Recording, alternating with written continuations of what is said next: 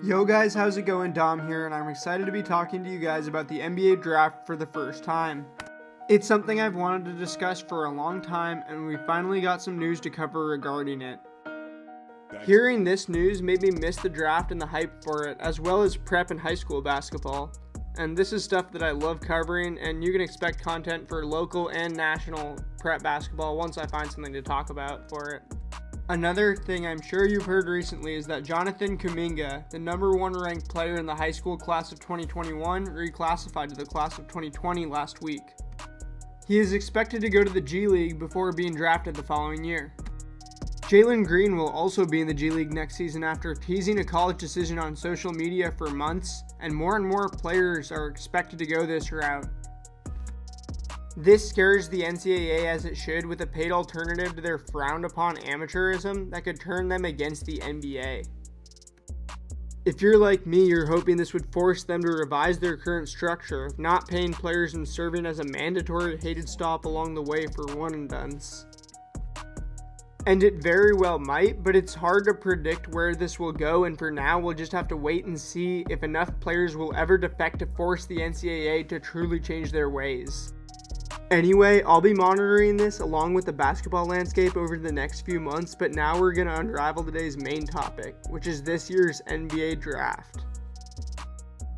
So here's what's going on right now with the 2020 NBA draft and what was just announced, as I'm referencing from the official NBA release. And as you can see on the screen here, the 2020 NBA draft lottery has been set for August 25th, and the 2020 NBA draft will take place October 15th. Now, obviously, this isn't preferable to a June draft, but if this is the only way to get it in before the season, then so be it. I also want to talk about the players in the draft and my opinions on them. And this is a stacked draft in particular, so I'm excited to cover it more in depth. I'll be starting a big board in which I covered the top prospects, and I plan on having the first episode of this series out tomorrow. I plan on doing this like I did for the NFL draft, but this time hopefully more consistent and polished.